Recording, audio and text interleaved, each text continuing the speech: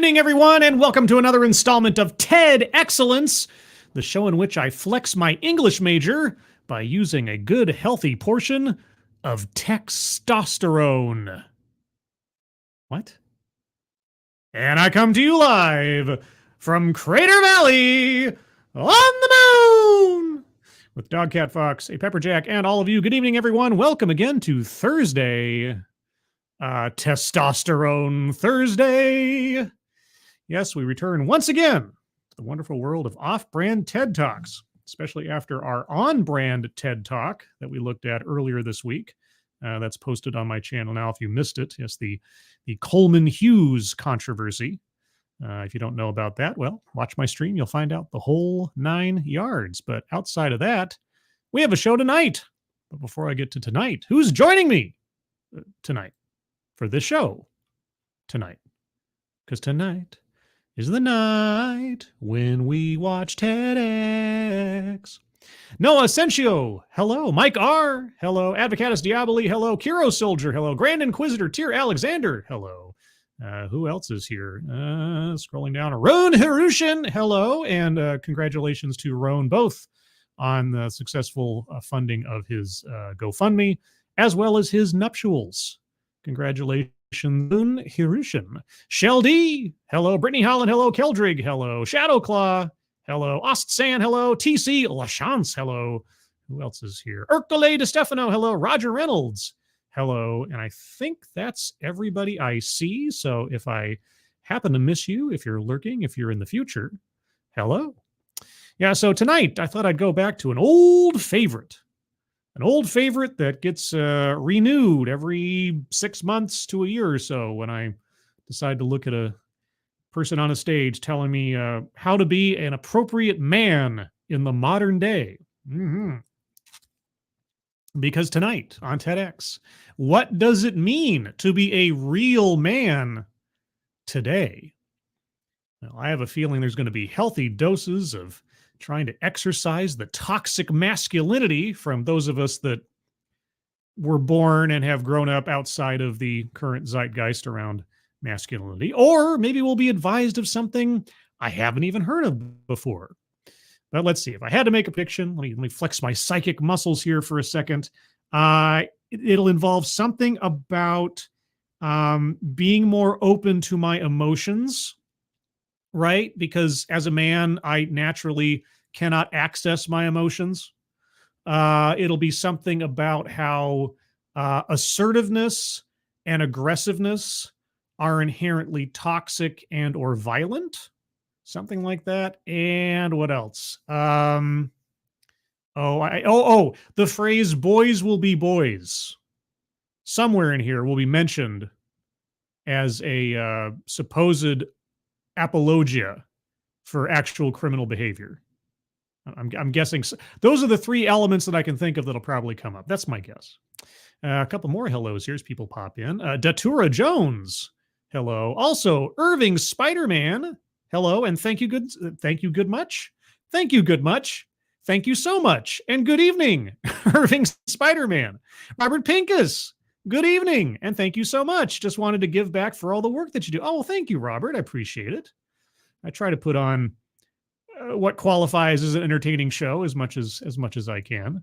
Wish I could do more, but work week and all that fun stuff. If I was doing this full time, I don't know what I'd do. I'd have to come up with all sorts of different series and things. So we'll see. Let's see. Anyone else that I missed beforehand? No? All right. So a couple of housekeeping items before we proceed. At the top of the chat box, you'll find the GoFundMes now for Maddie and Angry Illinoisian. Maddie has recently been diagnosed with cancer, and she needs some help with her deductibles for paying for treatment. She's posted copies of the receipts for those deductibles and such on the GoFundMe page, so you can see exactly what she needs and why she needs it. And on there as well as Angry Illinoisian, a friend of ours who had a on-the-job accident and is currently on workers' comp, and he and his family could certainly use some help if you can spare it. So if you can donate to those, please do so. If you can't, that's fine. But if you can, share those out on social media. That would be very much appreciated. You're Ridiculous Lunatic, good evening. The Assassin of the Gray, good evening. Tonight's bingo card is bingo card A. A as in John Wayne, a number one masculine man of all time, according to those that voted on the Twitter X poll. If you'd like to be able to take part in the Twitter X poll each week, be sure to follow me there on Twitter, scribe_light there on the screen. Anything else that I can think of before we get into this? Not really. So this one clocks in at just under 13 minutes. It comes to us from the Dominican University of California. And so, yes, let us learn together. What does it mean to be a real man today? As an almost 60-year-old man. As an almost 60-year-old man. So you're north of 55? I can tell you that being a man is complicated. It's only as complicated as you make it. Maybe you're complicated. Maybe you're complicated. Maybe being a man isn't complicated, but I don't know. It certainly has been for me. Okay. Well, then how about we talk about you? All right? Because you're the only one who can talk about what it's like being a man for you. I can't talk about what it's like being a man for you because I'm not you. You're not me. So are we going to be talking for our entire demographic? I'm probably going to end up circling Collectivize's own demographic here pretty quick. On the outside, people find me confident and easygoing. If you say so. On the inside, I am a just tempest of rage and emotion. Not so much. Uh-oh. When I was 12. Yeah. When I was 12. A childhood or family anecdote. All right. First off, circling childhood or family anecdote. And just because I'm being reflexive, I'm going to circle Collectivize's own demographic. Remember, this is bingo card A, everyone. Circling those two. And free space, because free space is always a good price at free.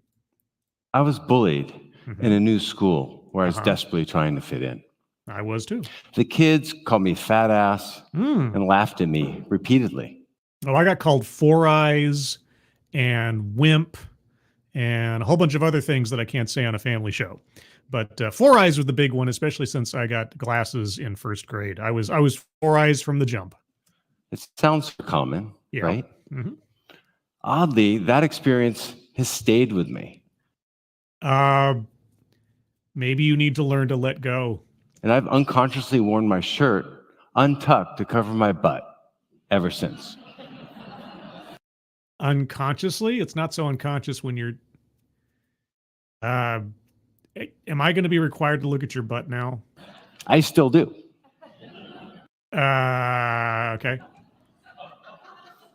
Maybe you need therapy. or is this TEDx talk a kind of therapy? Are we going to be watching your internal processes working themselves out on the red carpet tonight? The Swiss psychiatrist Carl Jung defined shadow parts. Oh, I was about to say, you're going to talk about the shadow? As feelings, desires that we repress because they're either unpleasant or even repulsive to how we want to think about ourselves or how we want others to perceive us. Yeah, that's Jungian for you. I'm not a student of psychology, so I don't know the accuracy or utility of that kind of thinking, but sure. Okay, yes.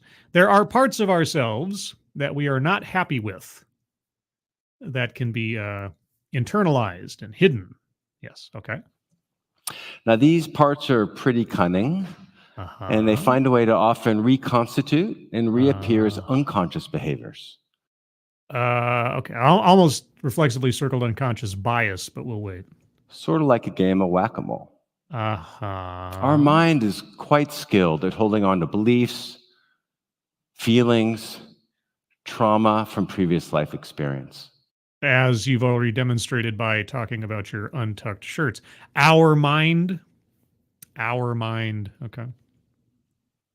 The point is, even seemingly unimportant events in our life can leave lasting imprints. Yes, and I think any thinking individual in the room already knows this, okay? And we carry on through life with feelings of shame, embarrassment, and it can affect the rest of our life. Yeah, okay. Repetition is repetitive, yes. This is particularly true for men. Oh, is it now? Who at a young age were taught to be strong and manly. Taught to be strong and manly. Okay, and you're marking taught being strong and manly as past trauma? If we're going to show any vulnerabilities or, God forbid, cry, well, you never want to show that. No, it's not about never. It's about there's a time and there's a place. That's different than never. It shows us being weak. There's a time and there's a place. Aging is a process of increasing vulnerability. Well, yes, physically, mentally, motor skills, etc., do decline with age, generally speaking. Sure. How many men here can remember the first time they woke up with a stiff back rather than a stiff erection? I do it every day with both. No. What does that have to do with... Okay, I don't know where this is going now.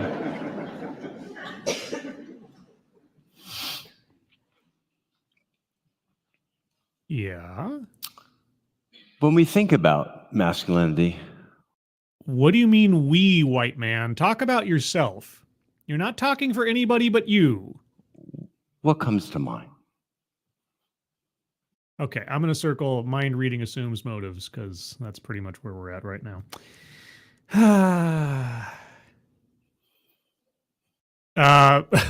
For those of you listening at home or in the car or whatever, we have shifted to a slide of a picture of a man, at least in the proportions of this photograph slide is tiny, looking at a giant shadow of himself with his hands on his waist. Is this the Jungian sort of visual aid? For many of us, we find it's a process that may be overwhelming. How many is many? Some of us find it so overwhelming, we shy away and focus on what is withering away. Focus on what is withering away? And as a result, become depressed, uncommunicative, resentful. Okay, wait. If you're talking about someone's decline in faculties, physical ability, mental acuity as they age, that kind of, loss of capacity can depress anybody. Doesn't just apply to men, it can apply to women. It applies to humans. All right.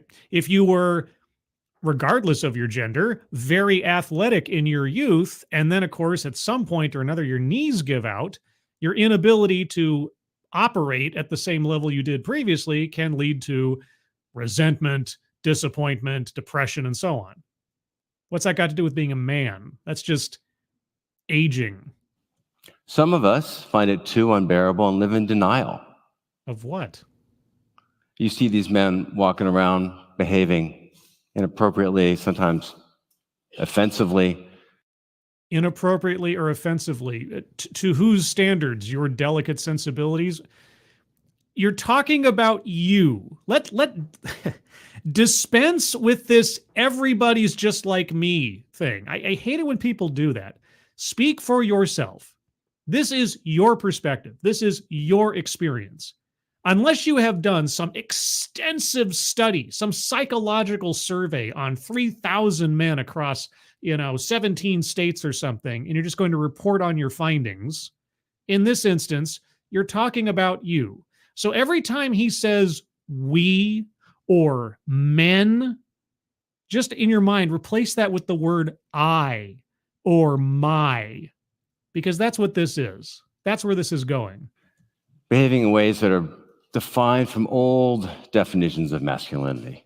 Old definitions of masculinity. Okay, give me an old definition of masculinity. Or from repressed shame or moments of embarrassment. Yeah, okay. The audience is his therapist, and he's on the proverbial couch. There is a path in between. Mm. There's a pathway towards what we call individuation. What we call individuation? Okay, well, I know that's not a new buzzword or buzz phrase technically, but it counts for the sake of the talk. I'm going to circle it. What you call, what we call, unless you're representing some kind of like cult or something. And individuation is a pathway where we learn to recognize the values and beliefs that are truly our own. Values and beliefs that are truly our own. What does that have to do with gender? What do values and beliefs have to do inherently with gender? Rather than those that were internalized from outside influences and cultural norms. How do I distinguish one from the other, might I ask? I mean, a cultural norm for me, just as an example, hearkening back to the TEDx, or I should say TED Talk earlier this week, cultural norm for me is not to assess people on the basis of their skin color, right? That concept kind of seeped its way into my psyche because of cultural norms at the time that I was growing up. I need to, dismiss that because it's not individualized enough for me? What are you talking about? How many men here or their friends know people that are dating women half their age? What's wrong with that? How many women are dating men half their age? Driving fast cars. Women can have driver's licenses too. Unfortunately, as Monkey would say, probably. Maybe engaging in athletics on the weekends and finding themselves injured. Are you jealous or something? All chasing the eternal fountain of youth. Or just having fun.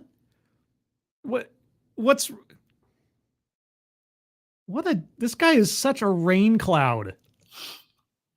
Why do they act that way? Because it's fun. If you can attract to yourself a partner, and it doesn't matter what gender we're talking about, if you can attract to yourself a partner who is half your age, and it's not well, hell, if it's your thing and you want to do a whole sugar baby, sugar mama, whatever the hell it is kind of thing, if that's your thing, whatever. If you can do that and you're enjoying it, it's fun. If you want to drive a sports car and you can, and you decide to drop down the money, why not? It's fun. If you want to be athletic or are athletic or just want to go run around and you're not that athletic, but you just want to play in some sport, it's fun. Can fun be the answer to this? Or do you not know what fun is anymore? If you ever did. Thank you, Alan Thyler, for the laughy, happy dog cat fox. Oh, dog cat fox. Wowie, wow, wow. That's a ranting monkey dog cat fox. Thank you so much, Alan. Appreciate it. Hope you're having a good evening. C. Thomas, thank you so much. Sounds like he's jealous of his wife's boyfriend. Yeah, I know. Like I say, this is one of those talks, and it happens like every third or fourth talk, it seems like, we get somebody on the stage who tries to generalize their thoughts across an entire demographic or whatever, when in fact they are just talking about themselves. They are laying out their own lives on the stage, but trying to, diffuse it so it doesn't feel as personal, so nobody thinks that they're complaining about themselves, that there's some kind of example of some larger group or something. And trust me, I'm sure there are plenty of people out there that feel just like this guy does to a certain extent. But he doesn't know that. He's talking about himself. It's interesting in and of itself. It's a psychological, one-man show. Thank you, Miss Jiggletrunk, for the happy, smiley, lovely dog cat fox. Oh, dog cat. Wowie, wow, wow. That's a P-Dog Night dog cat fox. Thank you so much, Mr. Tickletrunk. Hope you're having a good evening. Also, hellos to Spoonie the Rebel, Keeverdam, Zan Wild. Anybody else I missed in the meantime? Probably. Maybe not. I don't know. I don't see anybody else right now that I hadn't already said hello to. So if I didn't say hello to you, I apologize. Keep going. Rob Willer is a Stanford professor, and he published a... Stanford? Oh, well, has it been since I had to talk about Stanford? Oh, no.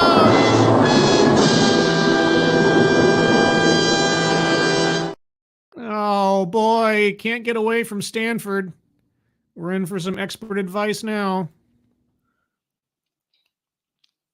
Rob Willer is a Stanford professor, and he published a study in 2013 showing that men who feel masculine insecurity respond by extreme masculinity.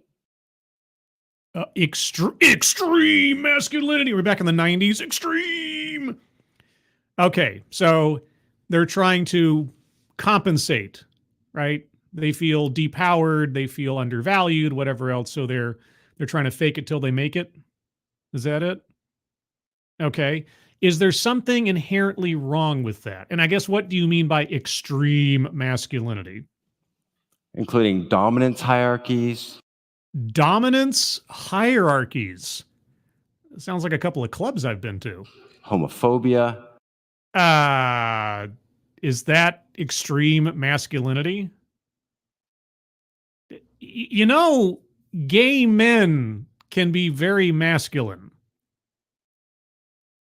You know, for everything else. I don't know if you know this. And the belief in male superiority. Well, I mean, it's a relatively commonly held belief by both men and women, oftentimes. I don't know if you know that. It depends on what we're talking about as far as superiority is concerned, but, you know, there are those out there that like to have a dame take care of them. This is known as the male overcompensation thesis. The male overcompensation thesis. Okay. So, which of those behaviors have you participated in to compensate for your lack or, fear of masculinity? I wonder. And since aging is a process of increasing vulnerability, what? It's often seen as an existential threat to our masculinity.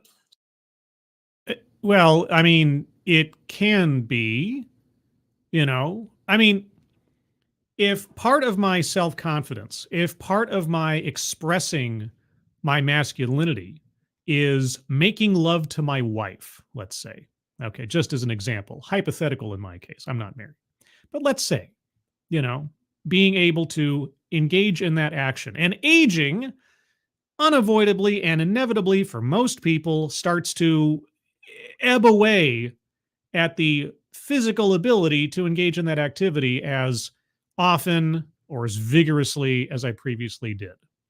Okay. That is going to affect my ego, my sense of self as a man, right? As a provider, as a lover, as a husband.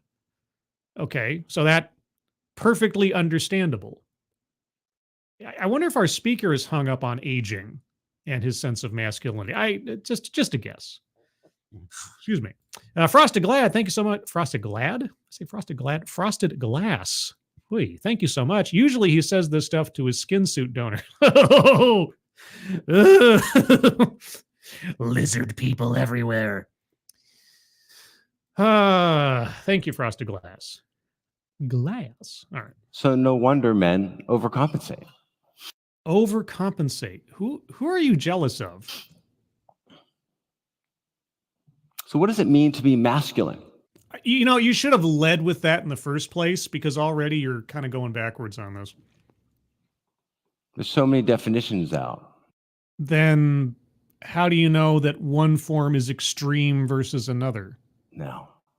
Now? Where's the nuanced definitions? Well, conventionally, what are some conventional adjectives we think of when we think of masculinity? You're asking me? Do you want the audience to respond? I invite you to notice how you respond as these adjectives wash over you. Oh, get ready, everybody. Adjectives are about to wash over us. Are we ready? Well, okay. Before he says, okay, guesses in the chat. What adjectives do you think are going to show up on the card? Let's test your psychic abilities for a second. So in the chat, put out the first adjective that comes to your mind when you think about masculinity. And then put the adjective that comes to mind when you think what he thinks describes masculinity. Okay? So what you think versus what you expect him to say. All right, Mr. Tickle Trunk, let me pull these up here so we can actually have them on the screen here. Mr. Tickle Trunk says, oh, sorry, that jumped. But Asan says strong. Mr. Tickle Trunk says tough. Advocatus Diaboli says authority. Let's see. Asan, stubborn is his guess for what our speaker is going to say. Shadowclaw says strong. He thinks aloha. Okay. Alpha, otherwise. Competence, says Mr. Tickle Trunk. Ron Harushan says me, protective. Him, toxic. Ooh. Mr. Tickle Trunk also says protector.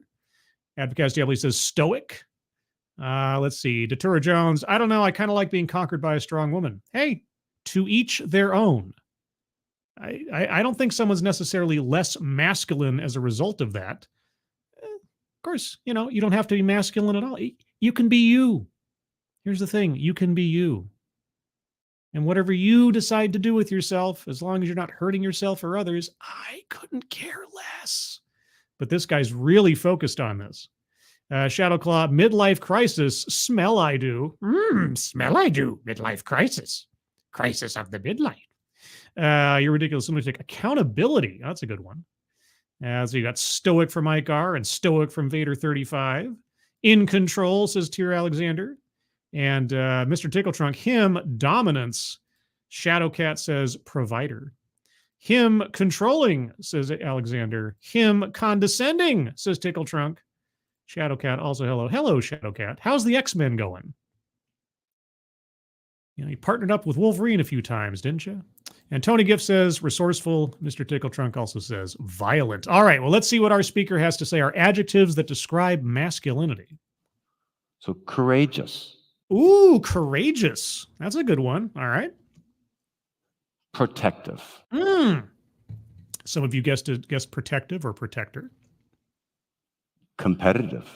Competitive. That's a good one. Uncommunicative. Uncommunicative.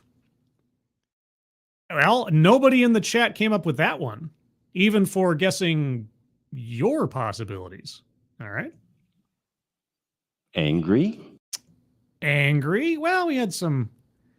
I don't know if anybody said angry in the chat. Violent, said Mr. Tickle Trunk. So about as close as you're going to get, I suppose. Violent. Oh, there you go, Mr. Tickle Trunk. Ding, ding, ding, ding, ding, ding, ding.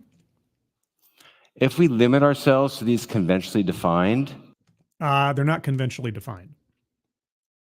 You put them up on the board. Men are inherently violent and angry.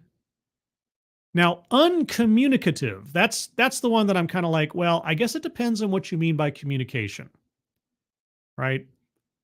I have a sneaking suspicion that if he decides to go over each word in turn, uncommunicative is going to have something to do with expressing one's feelings, which could go back to the whole stoic thing that so many people said. Definitions of masculinity, we often can close ourselves off to other ways of being, other ways that may both serve ourselves as well as our community. What? Particularly in our second half of life. But this guy is he's so ticked off at getting old, and I can empathize to a certain extent, just because between my grandparents, my parents, and, in comparison myself, yeah, getting old sucks. But man, he is really, really stuck on this getting old part. Mr. I'm almost 60. And what? You just feel like the best years you had are now gone. You can't get them back. You're really sad about this whole aging thing. Perhaps we should consider adding, this is a both and phenomena, adding emotionally intelligent. Emotionally intelligent. Okay, there are certain things that may or may not be possessed by individuals regardless of their gender. I don't know that I'd necessarily attribute emotional intelligence to one gender or the other. But okay. I know that's hard for some of us. Oh, is it now? What, being emotionally intelligent, empathetic, being responsive to other people? I mean, it is a person-by-person situation, isn't it? And by us, do you mean men?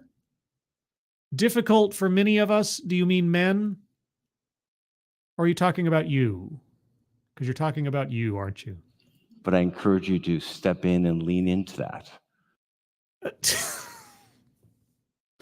Benevolent condescension. If we weren't already there, we are certainly there now. Benevolent condescension, circling that one. Okay. Vulnerable. Vulnerable. And I think somebody in the chat said that, didn't they? I think so. Yeah, men can be vulnerable. Loving. Oh, so masculinity immediately does away with the sense of loving? Oh, okay. Empathic. I think you're going to have to sort of define for me how that's effectively any different than emotionally intelligent, I guess. Or maybe I'm the one who's on the back foot on that one.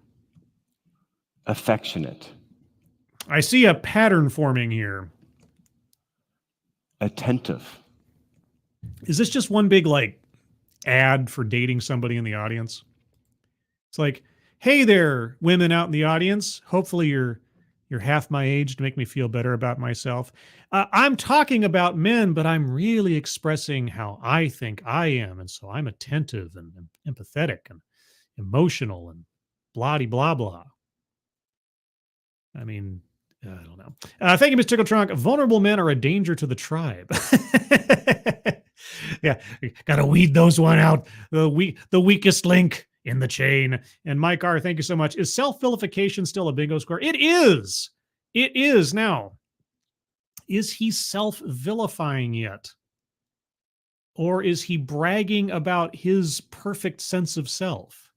That's going to be a different one. Oh, thank you again, Mr. Togo Trunk. Men have to be women to be better. This guy. Yes. Men and boys are just defective women. They need to be fixed. Right? Yeah, men and boys are just defective women and girls. That's all it is. And they need to be fixed. They can't, they don't know how to be emotional. They need to be more emotional, like women. They need to be vulnerable, like women. They need to be attentive and empathetic and this, that, and the other. Breaking down the whole idea of masculinity in order to, I don't know, maybe subjugate them. Now, admittedly, as was mentioned, some men like being subjugated by stronger women. That's fine. But the destruction of masculinity, telling boys at a young age that they are inherently broken and any of their baser instincts that aren't inherently toxic but are branded as such, and then they go through the rest of their life thinking that they have something to apologize for all the time because they are what they are and they feel what they feel. I've talked about this in past streams. This is why you get guys like Andrew Tate becoming role models, because you've had years and years of telling boys that they are flawed for being what they are. And then you've got these nimbulbs elsewhere telling them, hey, you can be cool just the way you are. Now, buy my subscription to this thing, stuff, and whatever, and blah, blah, blah. I mean, if you're not giving somebody affirmation and support for being just themselves, they're going to find it somewhere, somehow. And it might not be the healthiest way when you haven't given them any better alternatives. Is it possible for us to be courageous and attentive? Is it possible for us to be courageous and attentive? I don't know. Have you ever seen a leader on the battlefield?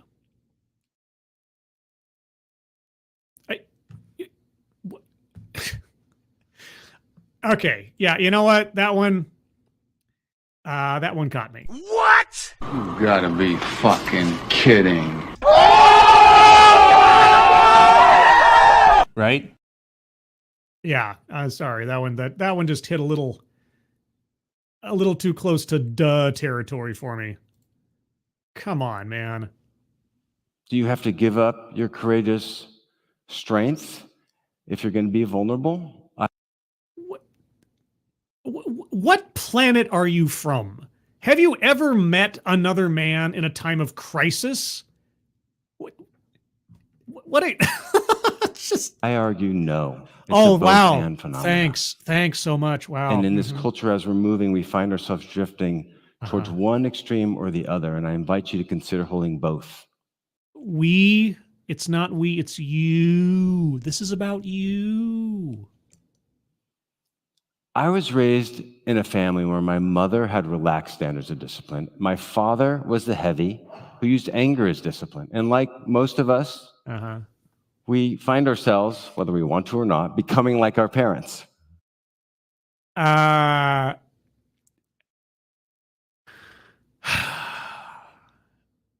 Okay. Right? I don't know, right? Why are you asking the audience? You already know the answer. You just said you already knew the answer to the question. Why are you asking for validation from the audience? And I found myself becoming like my father. Oh, so you became angry. Oh, I think we're getting into the self-vilification territory here. And how I responded to things. As an adult, I respond quickly with anger when challenged. And okay, well, okay, let's take a step back here and try to be. I'm going to try to express what's that. What's that alien concept that I just have no access to being a man? Empathy. That's right. Okay, let me try to see if I can channel a little empathy here for a second. All right, so. Your role model growing up for what masculinity meant or how it was to be expressed was through anger. All right. And so this imprinted on you as you grew up. And between probably feeling angry that your dad was angry all the time, you also expressed anger, vicious circle, that kind of thing. All right. So at a certain point, I'm hoping, honestly, at a certain point, you decided this was not a healthy way for you to proceed through life, being angry all the time or responding in anger. You had anger issues from nurture and deep-seated trauma. And so you made, and I'm just guessing here. I'm pretending to be empathetic because, as we know, it's all just a simulacrum here for me. That and conscious effort to change your behavior to make you feel better about yourself, right? And to improve the lives of those around you that you cared about by responding more calmly rather than in anger, right? And so, if this is the case, if you did recognize a personality trait in yourself that you did not like and you did not find any advantage in, and in fact made you unhappy, and you put the effort in to change the way you lived to feel better about yourself, you know what I have to say to that? Congratulations. In all sincerity, congratulations. But your experience is not everyone else's. Your cracks and flaws and brokenness might just be yours to deal with. Maybe. So unless you're a therapist or you know something the rest of us don't about every other man on the planet, just say this is what worked for you. Not that every man has this problem. I'm hoping. We'll find out. Keldrick, thank you so much. His father was the heavy. Was he born in Team Fortress 2? When I think of like classifying somebody as the heavy, I think of a role in a movie, right? Somebody just plays like the tough guy. The tough guy. I like to be cast as the heavy, that kind of thing. Who was it that I was thinking of the other day or watching an interview with who was talking about how they missed being the heavy? Oh, I suddenly forget who it was. That phrase just came to mind all of a sudden because I just watched an interview with somebody who was like, I wish I got cast as the heavy more often. Oh well, it'll come to me later probably when I'm not even thinking about it. Respond quickly with anger when challenged. And Right. Worst of all, I was harder and stricter unconsciously with my daughter than I ever should have been. Okay. Well, and so you recognize this behavior You saw that it was unproductive and unhealthy, and so you worked to change it, right? I found my inability to control her emasculating.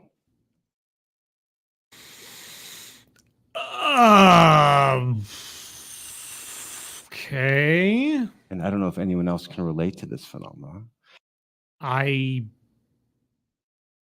You've got control issues and anger issues. Okay. And in disciplining her, I would escalate to shouting, pounding my fist on the table. I'd even issue punishments that far exceeded the crime, like you misbehaved, your phone's taken away for a month. And of course, her mother would say, are you really going to be able to do that? I don't know. How old is she? Should she have a phone in the first place? I don't know. Thank you, Ms. Tickletrunk again. Men and women are different, but we already overlap a lot. Both female typical males and male typical females naturally occur. He's very uninformed. Right. There are generally some elements that we associate with masculinity and femininity. Right. But rarely is it the case that any man or any woman is all one thing or the other, just like with people. Right. So how you express your masculinity can be just you, or femininity, or if you don't even want to think of yourself in those terms, in the sense of like, well, I like this activity, right? Sports, for example. Is enjoying participating in sports inherently a male or female trait? I don't think it's one or the other, right? It could be either, it could be both. How you participate in those sports could reflect more masculine or feminine traits, right? How competitive are you? How aggressive? How assertive, right? How determined? But if you're an aggressive, determined individual in sports, does that mean that you're a man without any other information? No, because I've seen some very aggressive and assertive women in sports. Now, you put them up against a man in the exact same role in the exact same sport, they're probably going to get decimated, but that's sexual dimorphism for you. Anyway, Mr. Tickletrunk has it right. Our speaker is talking in absolutes here. He should just be talking about his own journey. If this talk was about his own journey, coming to terms with creating a masculinity for himself that felt healthier than the one he was raised with, right? That might be an interesting talk. That would be a more focused and honest talk. Instead, it feels like, and as you know, my empathetic vibes are weakened because of my testosterone. It feels like he's trying to bring everybody else in so he doesn't feel all alone in his personal journey. Anyway. Frosted Glass, thank you so much. I have daddy issues, so all men must have them. Right. Right, exactly. All families must be like this. And thank you again, Mr. Tickletrunk. TEDx seems to be a string of therapy sessions. It really depends on the presentation. It really, really does depend on the presentation. And you can tell pretty quick when somebody is deciding to lay bare their personal psychology on the stage. It's when they start saying we and us and so on, and everything they're talking about relates back to themselves. Really trying to disassociate, or maybe be more inclusive. That's what it is. They're trying to be more inclusive with their psychological hangups. I was really exhibiting toxic masculinity. Oh, if only the toxic square was still on the card. I'd circle it. Oh, toxic masculinity. Because as we know, reacting in anger, overreacting in situations where you're out of control or someone you're trying to control won't be controlled, only occur with masculinity. No woman would ever react in anger. No woman would ever overreact when being defied by a subordinate. No. Only men. And I was clueless. Yeah. You're Alicia Silverstone? Until I wasn't. You're no longer clueless? So you're you have a clue? Or you're like Sherlock Holmes? You figure something out? Is that what it is? Thank you, Furry Kitten. Be the bigger man, take the smaller role when required, but determine your own fate, and do not let others determine it for you. Was that Confucius? Did you get that from a book on the rules of power or something? It sounds like something like that. Thank you, Furry Kitten. Appreciate it. Hope you're doing good this evening. Also, hello, Poker Pierce. If I didn't already say hello. Anybody else that I missed in the meantime? Nathaniel Rotskull. Hello. Scrolling up a little bit. Pardon me, guys. Mason Cornish. Hello. Okay, if I scroll up too much, I start losing things. So let's leave it there. All right. Let's toxic what now? The wake-up call came when her mother stepped in and called me out for my emotionally abusive behavior. Oh, when her mother. So wait, is that not your wife? And it took 2 years of hard work and a commitment to change. Okay. I was forced to look at my unconscious knee-jerk reactions, and they were everywhere. Okay, I'm going to circle unconscious bias, more or less. And again, as I said before, when I was faking having empathy, yelling. Okay, I had the experience growing up of my father, who was very, very, very, very quick to anger. He would respond to difficulty and frustration with yelling and criticizing and raging and all types of things. And in my case, it had kind of the opposite effect on me, because to a certain extent, and on the off chance he's listening, I think I've told him this before, but I'll get to it. I determined, or I should say I became determined, not to be like my dad in that respect and the way he treated other people, because my sister was miserable, my mom would end up being miserable, and I was miserable at times because of the way he behaved. And so rather than sort of take that in and then reflect it back out onto the world, I saw it as a personal challenge, a personal edict to be unlike my father in that way. Now, later on in life, we found out, and I found out myself when I came of age, that my father was suffering from an undiagnosed anxiety disorder, which then befell on both myself and my sister as we both aged as well. So my resentment towards my father over that behavior is far more muted now than it was at the time, now that I have an understanding of what he was going through, but just didn't have any words for it and had no pathway to address it.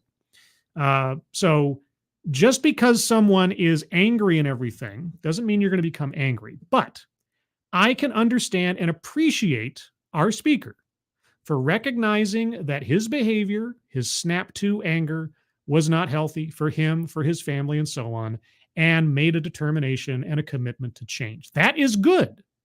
That is good. All right. But that's just being a wise, thoughtful, and introspective person. It's got nothing to do with your masculinity. Because this same story could be told by a woman, and I wouldn't disbelieve it. And I eventually decided I'm not going to live my life by responding to challenges with anger. Okay. And I damn well am not going to be the heavy like my father was. I had to leverage courage, strength, even competitiveness to really explore my shadow parts. Oh, wait. So you leveraged masculinity in order to try to resolve. Okay. But those aren't the toxic masculinities, right? Is that right? Okay. I also returned to my lifelong practice of martial arts. Wait. You returned to your lifelong practice of, if it was a lifelong practice, you never would have. Okay. Self-vilification and or wretchedness, circling that one. Although I circle that not with any kind of necessarily any condescension in this instance, because yeah, he is vilifying himself. He was doing the bad thing, admittedly so. And I don't, make too much light of that in that sense, but still circling it. But yeah, your lifelong practice of martial arts, you returned. Okay. So it wasn't a lifelong practice. And in that process, it allowed me to really take my unhealthy emotions and discharge them. Why didn't that happen before you decided to make this commitment to changing your ways if it was a lifelong practice? I mean, martial arts, I guess it depends on the trainer, depends on the regimen, but martial arts generally teaches self-control and discipline and knowing when to act and when not to, and being very aware of your situation and so on. I'm guessing none of that took up until the point where you decided you needed to make a change. Okay. Transform them into more healthy ways of being. Okay. Well, good for you. Like I say, yay, you're happier, presumably. Your family's happier. Good for you. You were employing a negative behavior to deal with minor problems. And I'll take the double entendre there. And you changed your ways. The same story could be told by a woman. What does this have to do with masculinity? I also learned to cultivate my mind-body skills, noticing if my throat's tightening or my peripheral vision is narrowing, I'm starting to get emotionally triggered. Time to take a pause, step away. Count to 10. Yeah. Okay. Good for you. And usually that triggering is my stuff. It's my side of the street. It always is your side of the street. Your triggering is your problem. Offenses taken, never given. In short, I moved from being run by my emotions to being able to separate my emotions from my reactions. Okay, so you became more stoic, is what you're saying. Isn't that being less communicative with your emotional state? To create that pause. The stimulus comes, there's a pause there before I respond. Stoicism. Yes. Congratulations. An element that many men possess, much to the chagrin of overacting, agenda-filled activist women and other male feminists. And in that lies our freedom. Okay. In my medical practice. Your medical I have no idea what you do for a living. What's your medical practice? Well, you brought up Jung. Are you a therapist? That'd be funny. I have 4 basic strategies that I could recommend. Oh, 4 strategies. That's a list. Circling a list on the board. Boy, oh boy. Okay, let me go over what we have on the board real quick in case you guys have missed it. So far, we have circled on bingo card A, collectivize his own demographic, childhood or family anecdote, microaggressions or unconscious bias, free space, a list, self-vilification or wretchedness, attempt to coin new buzzword or buzz phrase, mind reading or assumes motives, and lastly, benevolent condescension. That's what we got circled, plus a WTF for the whole card. There may be others to circle in the near future. If you have arguments for squares to be circled, hold on to them. We'll get there shortly. But what are your four steps? For people to live with grace and skill. Live with grace and skill. Grace. Oh man, that's a high bar. Thank you, Mr. Tickletrunk. I'm happy he hit on mindfulness. Some good here. Yeah, now you see, now he might be going off to some, like I say, first quarter to half of the whole talk is like, this is a personal sob story he's trying to attach on everybody else. Then he starts getting down to the nitty-gritty of his own personal experience. And it's like, okay, if this had been what the talk was structured around in the first place, I probably would have had less to say, or at least less to criticize. So maybe now, maybe in the end, we'll get something good. That's what she said. The first is a 360 review. Well, I mean, I gotta say, Xbox One is definitely better than the 360s. Oh, not that 360 review. Okay. I encourage people to both do self-inquiry as well as seek honest feedback from others. That is entirely good advice in general. Okay. The first step is, and this is hard for many of us, By us, do you mean men or just people? Because I'm assuming you mean men, but I'm pretty sure it applies to people. To listen more and talk less. Uh-huh. Yeah. I'm sure that's only a male thing. Actually, you know what? If you said that to a woman, you'd be in the doghouse. And find ourselves when we're in these emotionally triggered situations. Those are the moments to say, like, what's irritating me most is probably some unresolved issues that I need to sort of do some deep inquiry about. Maybe. Or maybe the person you're talking to is just obnoxious. Who knows? And then reach out to friends and loved ones and seek honest feedback from them. I see. I don't know. Here's the thing. Friends and loved ones, if they truly are your friends and loved ones, they're actually probably the last person or people I would go to if I really needed an honest, objective opinion on something. That's why therapists exist. You want to find an uninvolved third party who's not there to try to save your ego or make you feel better about yourself or something. So don't get me wrong. A friend in need is a friend indeed, et cetera, and so forth. I'm not saying don't talk to your family, your friends if you're in trouble or something or not feeling too hot. But if you're looking for as objective and as unbiased an opinion as possible, just saying. Maybe I'm just too pragmatic that way. Lean on them. Mm-hmm. Connect. Sure. Leverage them. Leverage them? Sounds like you're a con man at that point. And seek psychotherapy. Okay, well, there you go. Yeah, I mean, talk to your friends, your family, your loved ones and everything, and seek psychotherapy. If that may be a benefit to you as well. Yeah, okay. Number 2, service. Service. So like community or veteran, or I should say military, or just, here's your mocha frappa checka laka daka waka latte.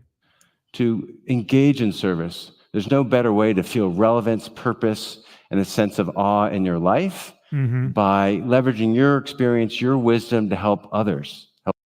Well, I mean, I suppose I could, if I wanted to try to associate myself with that, I could say, oh, my YouTube channel is a public service. Yeah, that's the ticket. Yeah, let me inflate my ego a little bit. I'm doing something useful somehow, somewhere. Oh, I had the play button. Experience your wisdom to help others, right. Help those that are less fortunate, and put some good into the world. Okay, charitable work, public service, self-reflection. This is all good stuff so far. It really comes right back at you. It can. Number 3, finding more purpose and meaning. We spend much of our life raising children, being a parent, being a partner. Not me. Being a professional. I think I do okay in that regard. Thank you again, Furry Kitten. Hey, guys, you just to smile more, maybe release your emotions. Don't be ashamed. Oh, my God, you were like so emotional. I want a proper man. Yeah, you see, that's the thing. It's like you have feminists and male feminists like, oh, men need to express their emotions more and everything else. They need to be able to cry. Yeah, what's really attractive in a man? Yeah, crying at the drop of a hat. Right? Not being in control, not being stable in a stressful situation. And nothing more attractive than somebody running around like a chicken with their head cut off when there's a minor crisis taking place. Nah, just be more emotional, guys. Women love that. Now, if you're crying at a sad movie and trying to hide it next to your partner, I'll tell you what, that'll probably get to some points. If you're bawling your eyes out like, I just can't believe it.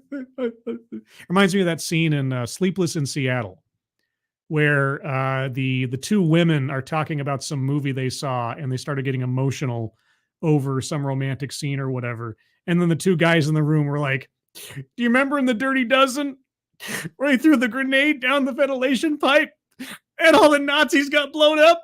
Oh, it was so beautiful. That was the best on parade emotional difference between men and women. I thought that was funny. I still think it's funny. And as we age, some of those start to Oh shift. boy. Yeah. So how can we start to reflect back on ourselves? And I encourage people to identify the values that are most meaningful to you. Okay. Again, at the 11th hour here, he's saying some fairly basic, but also relatively good advice. Yeah. Okay. It could apply to anybody, regardless of their gender disposition. For me, they're integrity, authenticity, and temperance. Temperance. Oh boy. I think those were a couple of the virtues in the Solomon Kane board game. Lord knows I need temperance. If you say so. What are yours? Oh, what are my virtues? Oh boy, I got to come up with the big words. Let's see. What are the major virtues? That's all. This is a list of the major, just to remind myself. Let's see. Courage, prudence, honesty, justice, generosity, wisdom, temperance, kindness, humility. Yeah, fairness. Okay. Let's see. Out of all of it, if I had to pick 3, honesty, wisdom, and integrity. Well, actually, honesty and integrity are kind of the same thing. So let's back up one. Honesty, wisdom, and justice. Justice, temperance or justice. I don't know. That'll work. I don't know. I suppose if I had to think of like the 3 reflexively. But okay.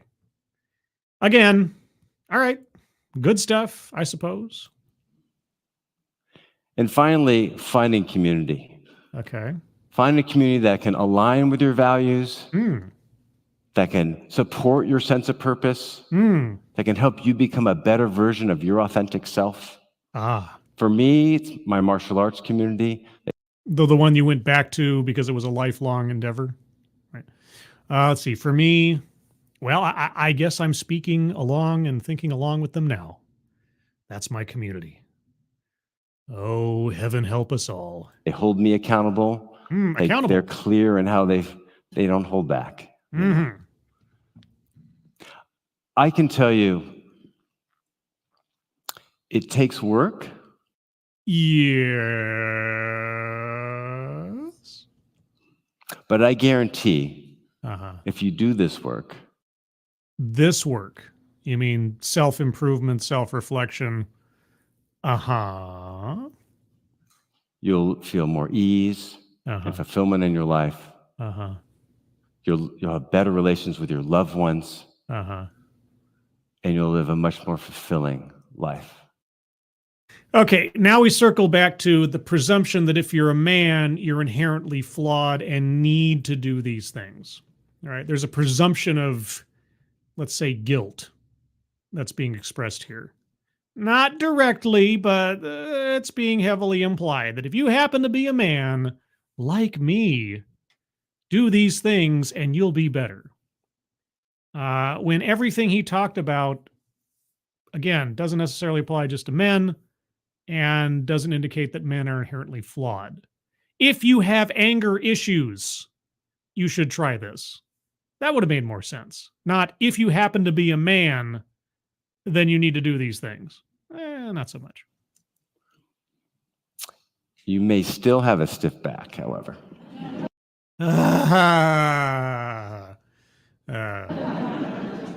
That's what muscle relaxers are for. It's your life. It's your choice. I can tell you it was worth it for me. Okay. This is your journey. I'm going to demonstrate restraint. Enjoy your journey. Okay. And thank you for listening. Okay. Well, there you go, I guess. Thank you again, Alan Thyler, for the good luck Dogcat Fox. Oh, Dogcat Fox.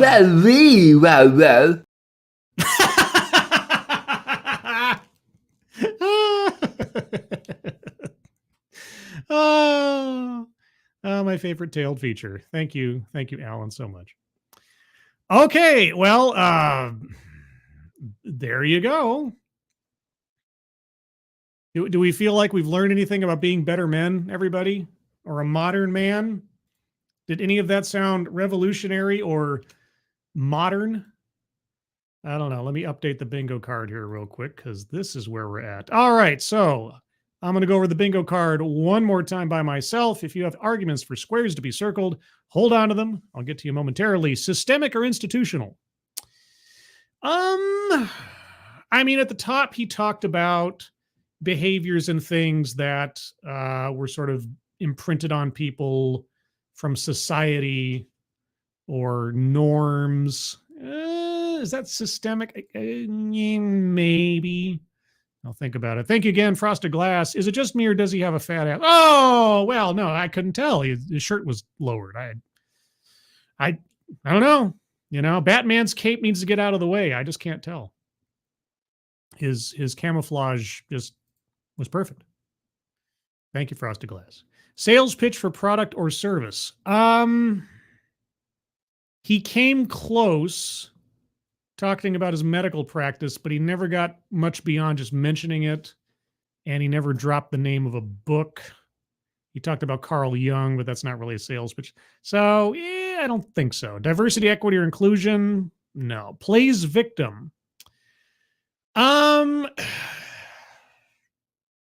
He was teased when he was a kid, and his father had anger issues.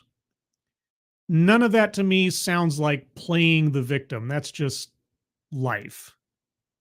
So unless somebody else has an interpretation of something he said otherwise.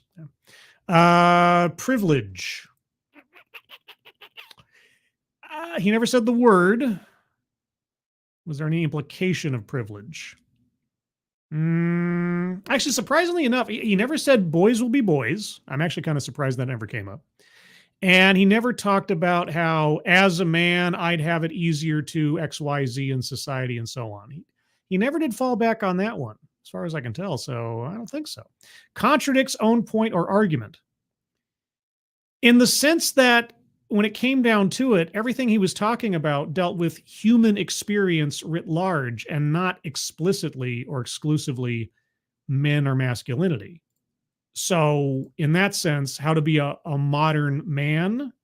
No, how to be perhaps a better person would have been a better title for this. Patriarchy. I mean, it's an easy one to circle because of the subject matter, but did he actually make that part of the presentation? Not that I recall, but I am open to arguments otherwise. Weightless example. Yeah, anger issues. Right? Oh, my dad was an angry person and snapped to anger, etc., and so forth. Again, that's not inherently a masculine issue. You can have a woman who behaves exactly the same way. And the advice would still be the same, but that's not exclusively masculine. So, and also some of his adjectives and things. Economic disparity. No. Feminism. He said toxic masculinity, and that is definitely one of the rallying cries of the modern feminist movement. So I can't shy away from that one. That one he kind of dug into there. Marginalize, marginalization. In the sense that men can't cry or else because they're not manly and everything else and so on, and you'll be looked down upon. Well, I might be stretching there too much. I'll leave that for somebody else to tell me otherwise. White supremacy. He never talked about race. Word salad. No, I mean, even in the moments where he was being ridiculously condescending, it wasn't word salad, right? Just like, do you think you can be a courageous and attentive? Like, yes. Okay. Argumentative non sequitur.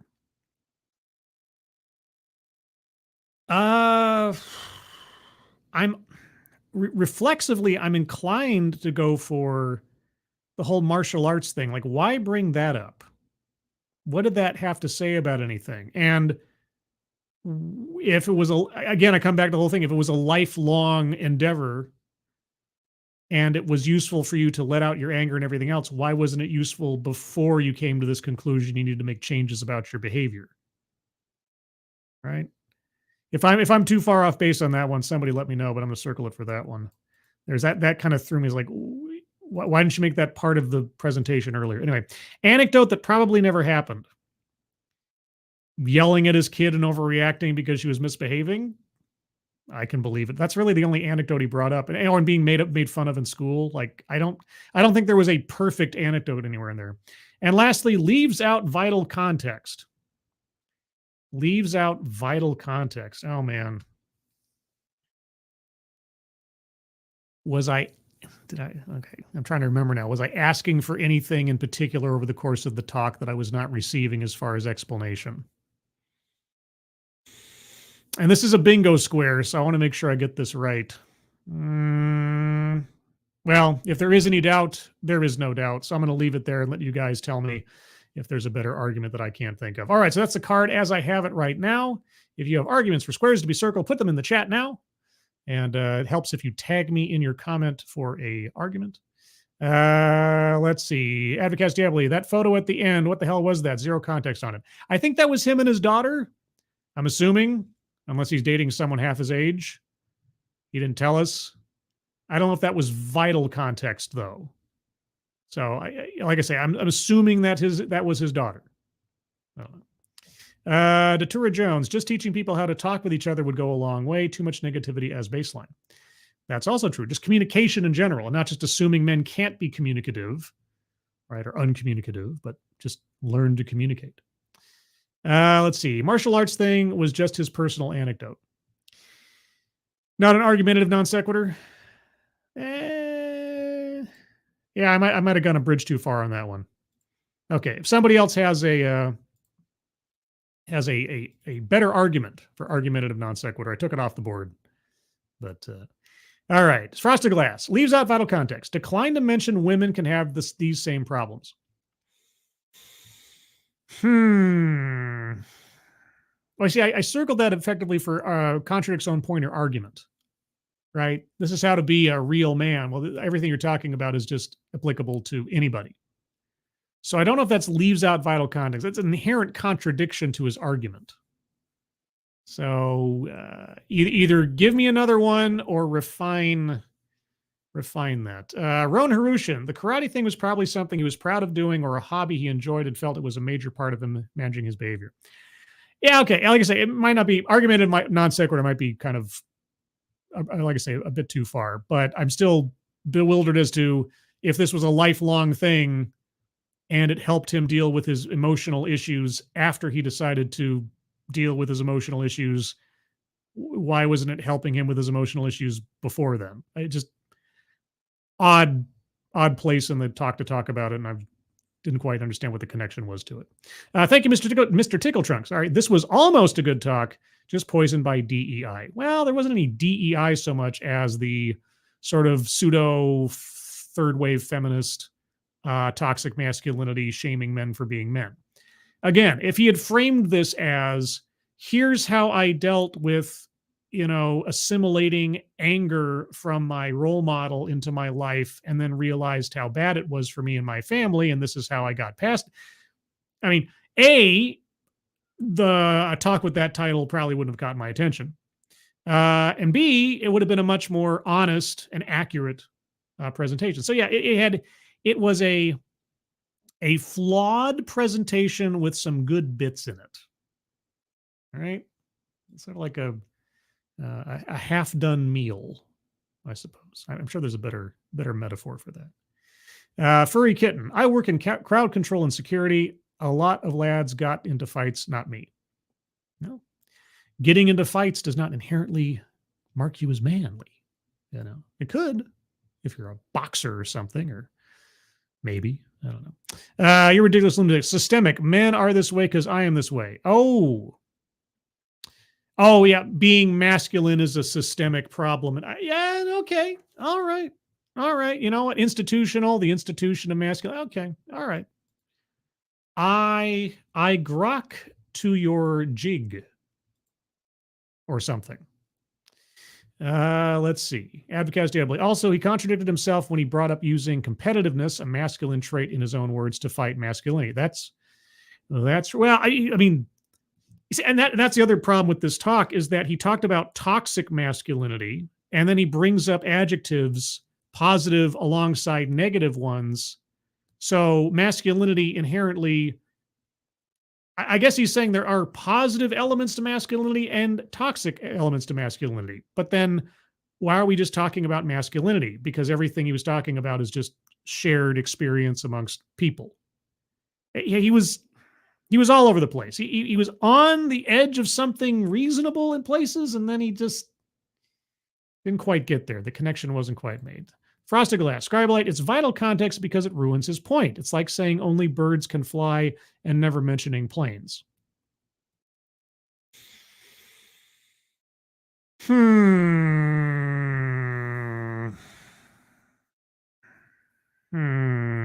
Anybody want to, and no offense, Frosted Glass, because it's a bingo square and I already circled contradicts own point over it.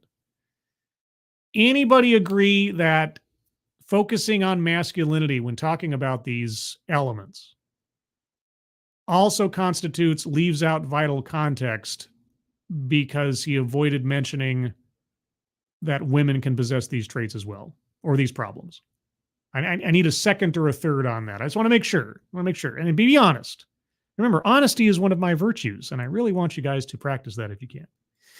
Mike R., I'll have to double down on Advocates Diaboli's argument for leaving out vital context. What did that picture have to do with anything in his talk?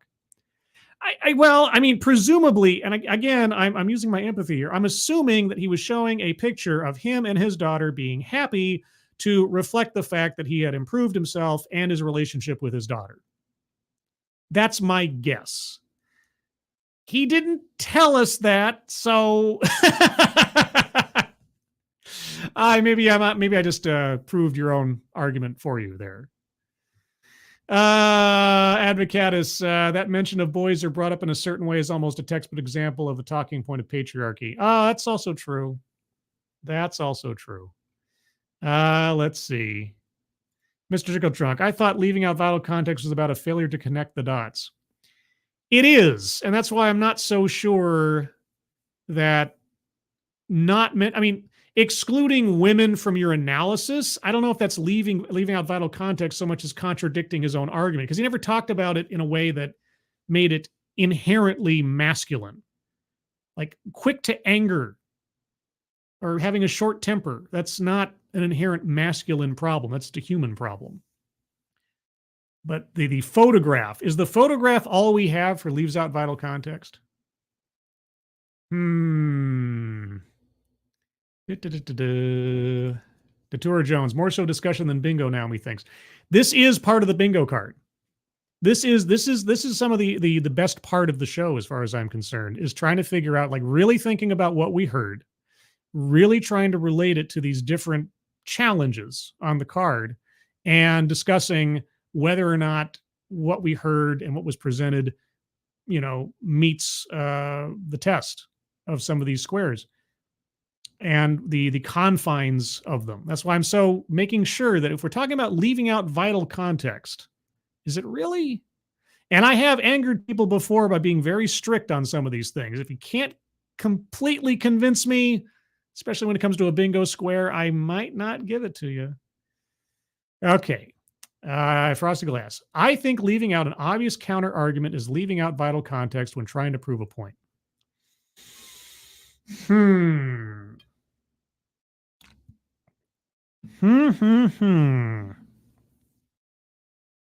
Datura Jones. Gotcha. I feel like he's been so much of a hypocrite by idiocy.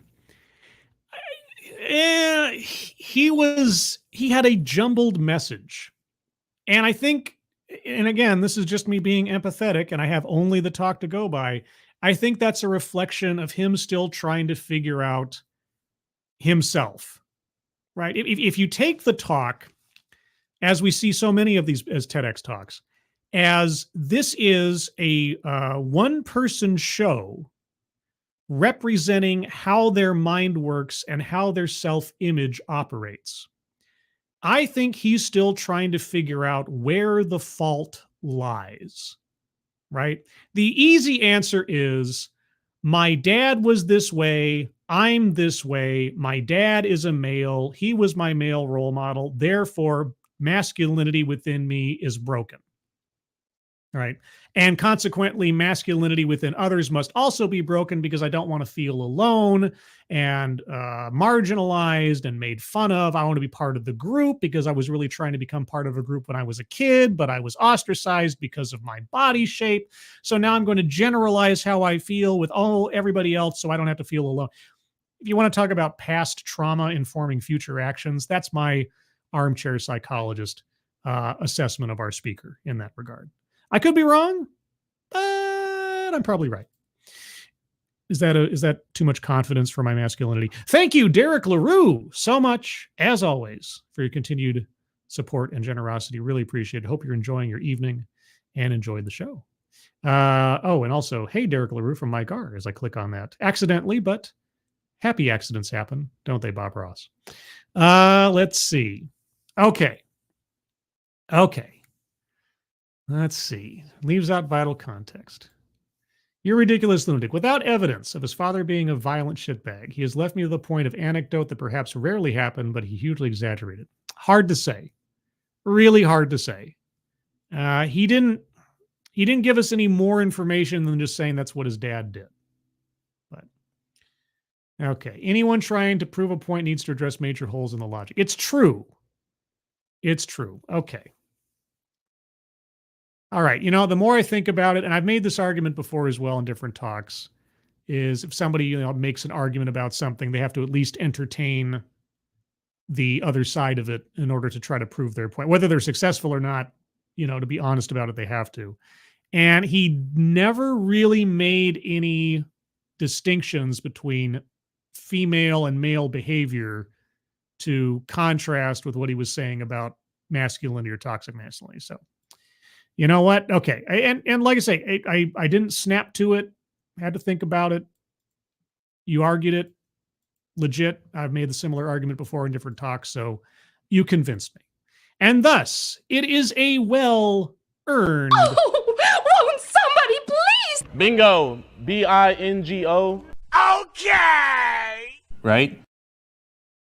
Bingo. Our first and perhaps only bingo. And it was hard won.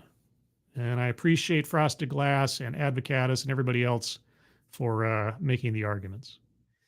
Let's see. Any other arguments for squares to be circled, guys? I don't know that there is much else. He never got to word salad. I understood what he was saying. He said a couple of duh type things, but nothing word salad. White supremacy, no. Economic disparity, no. Privilege. Like I say, I was very surprised he didn't retreat back into any arguments of as a man, I know that I can X, Y, Z or get away with this or something else or have it over women in this way or another. Plays victim. Like I said, the things he mentioned about his life and hardships didn't sound so beyond the pale, or his interactions with his family didn't sound so amazing or so terrible that they lacked credulity. Patriarchy, surprisingly enough, not really. Yeah. So I'll give it another minute here or two. Programming note, this Sunday at 8 a.m. Pacific, 11 a.m. Eastern will be the Sunday stream. The stream I do on Sundays because Sunday is the day to stream on Sundays, where I'll talk about a thing. I don't know what it'll be yet. I usually decide that on Saturday. And I currently have no idea what I'll do. Also, Sunday at 6 p.m. Pacific, 9 p.m. Eastern, I am scheduled to appear once again on the Midnight's Edge After Dark channel to do what is now being called, the series is called the Hit List with a $sign in front of hit. You can do the math on that one, where we do personal top fives on different subjects, usually dealing with pop culture. And this week's topic, as far as I recall, is our top 5 direct-to-video movies. It's going to be something else. My list has some things on there you've probably never heard of before, but you should have. And if you haven't, you should see them. But you have to check that out on Sunday evening. Toku154, 8 a.m. I know. Sunday morning.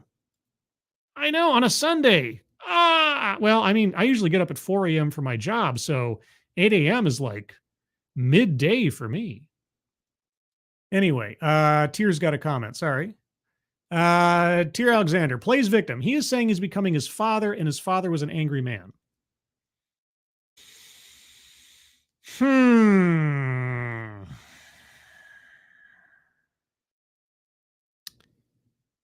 But he did say a truism is the thing, is that, and I mean, I kidded him for it, but it's not necessarily untrue. A lot of people end up, for better or worse, taking on elements of their parents as they grow up, right? So playing the victim, well, So, and correct me if I'm wrong, so you're saying that he was blaming his father for his choice of behavior. I mean, he had the conscious choice to behave that way. So he was not taking accountability for himself, and instead was blaming his father's behavior for how he chose to treat his family. Is that it? Tell me if I'm off base there, because that's maybe. And Mr. Tickletrunk, thank you for putting the Midnight's Edge After Dark link up there. Appreciate it. Yeah, Tom Connors and all the gang over there talking about movies and TV shows and comic books and all types of stuff all the time. And I like going on there on Sundays and talking movies and stuff, because I don't have that many people to talk about those subjects with in real life. And I'm a big nerd on that stuff, so I really enjoy hanging out with those guys. Tier Alexander, yes. Okay.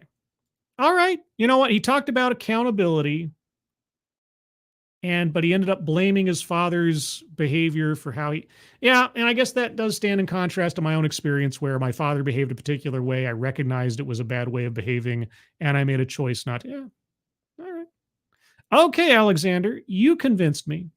I by a hair, sort of like a horse race where you have to have a photo finish, but all the same. Bingo. What? Bingo! Yeah! Of course.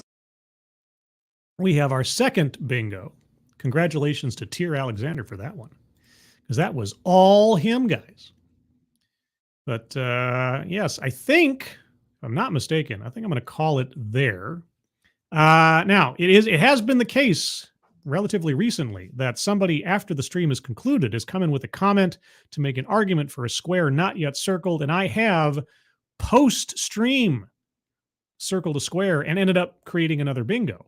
So if you're listening to this in the future, or if, because I'm just a jerkwad, I missed your comment somewhere in the chat right now, if you have an argument for a square yet not circled that you want to have tested, please put it in a comment below. And as well, I will remind again, as I apparently have to now, YouTube, the algorithm, it requires that people both subscribe and comment and like on the streams and the stuff that are put out on channels if the people who are actually subscribed to the channels are to receive their notification or notifications when new videos or streams are on the way. So please, if you have a moment and have not already, like the stream, subscribe to the channel, and click that little bell for notifications if you haven't already. And if you're listening to this after the fact or want to come in a few minutes after this is posted and do so, leaving a comment apparently all helps out. I appreciate it. Really do. It's just a moment of your time, and it helps out a lot. Or at least that's what I'm told by the YouTube gods. But with that, everyone, I'm going to call it here. First off, everybody, thank you for joining me. Thank you for your participation, your attendance, and your argumentation. It all makes it so much better and so much more fulfilling doing these things. Moderators, thank you for keeping an eye on things, even though everyone here is so well behaved, you'd almost think they were all women. Right? That's what I learned from TEDx. And everybody who donated, either to myself or to the GoFundMe's pinned to the top of the chat box. Thank you guys so much for your generosity. Really do appreciate it. Everyone, hope you have a good rest of your Thursday evening. Hope you have a good Friday ahead of you and weekend as well. I hope you're all safe and well. By the way, I have a Discord. I almost forgot. Almost. I didn't. I did at the last minute. Clutch. I did remember I have a Discord. And if you'd like to join the Discord, all you have to do is click on the link I'm putting into the chat box right now. And in addition to clicking on that, you'll find yourself on the landing channel called Say Hello. And in addition to saying hello, you also have to give the secret word. The secret word will tell me and my moderators that you actually watched the stream and have thus earned the right, the privilege, the entitlement of becoming a member of the Discord server. And today's secret word is individuation. Individuation. That's what he said earlier, right? I didn't just make that word up, I hope. I don't think. Anyway, if it is a fake word, it's even better secret word because nobody else will guess it. Individuation. Everyone, I hope you are all safe and well. If you are not well, please get well soon, and I'll see you on the next one. Take care. Bye-bye.